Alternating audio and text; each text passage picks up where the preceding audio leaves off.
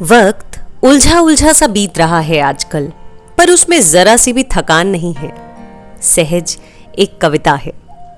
एक अरसे के बाद घर वापसी हुई है और शायद YouTube पे भी शॉर्ट्स डालने पर बहुत कुछ जुड़ता है, लेकिन मन की ये वाली फीलिंग तो कंप्लीट वीडियो में ही आती है।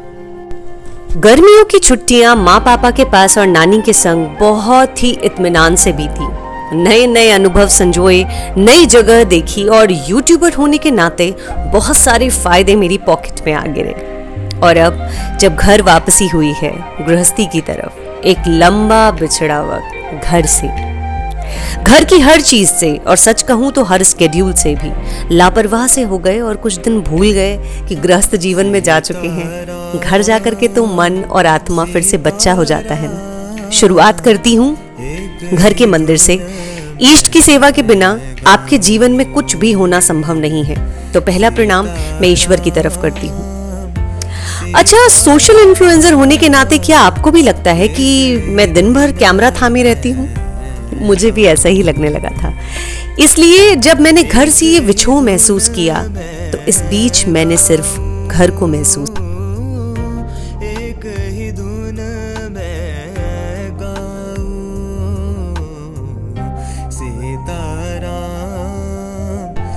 सच कहूं तो हर जगह का, हर इंसान का अपना एक अलग दायरा है। इसके बिना मैंने इसे बहुत ज्यादा मिस किया, और शायद यही जुड़ाव था कि मेरे घर को देख के लगता है कि मेरे घर ने भी मुझे मिस किया। घर आई तो एक एक कोना संवारा, सफा किया, निहारा, कुछ बदलाव भी किए।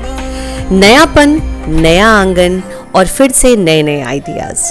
कुछ ऐसे ही तो मेरे घर ने और मैंने एक दूसरे से प्यार जताया, और हम दोनों ने ही बिना एक दूसरे को कुछ कहे ये बताया कि ये खालीपन हम दोनों ने महसूस किया।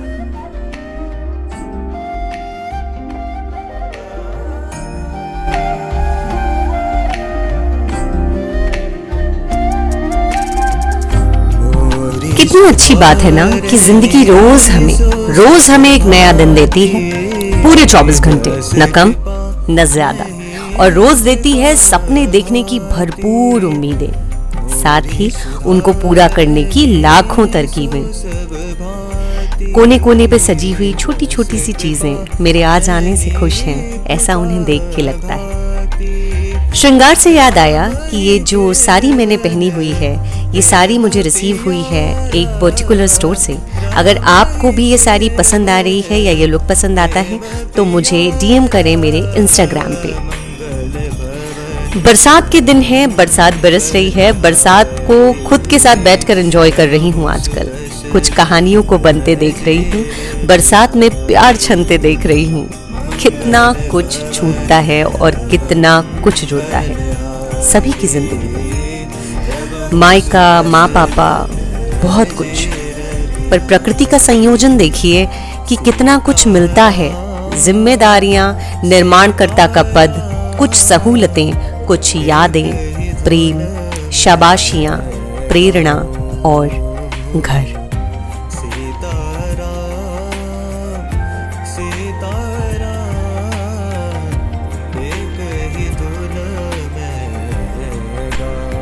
धूल से भरी हुई लाइब्रेरी भी मुझे देख के मुस्कुरा उठी, और बहुत शांत भाव से मन ही मन घर की हर चीज ने मुझसे पूछा, क्यों री, अब फर्क नहीं पड़ता कि इतनी धूल चढ़ा करके हमें भूल के चली गई?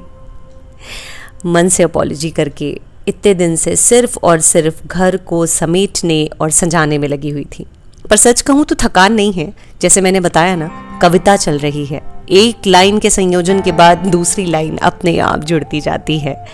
ढेर सारी बातों को करते करते शाम की चाय का वक्त। जैसा कि आप जानते हैं कि मुझे चाय बेहद पसंद है, और मौसम कोई भी हो चाय नहीं छूटती, और फिर ये तो बरसात का मौसम है जहाँ चाय और कुछ ना कुछ स्पेशल होना तो तय है। तो अगर मेरे आसपास हैं तो मुझे ज्वाइन कीजिए चाय पे। कभी शाम की चाय पर मिलिए और शाम की चाय पर बात करेंगे।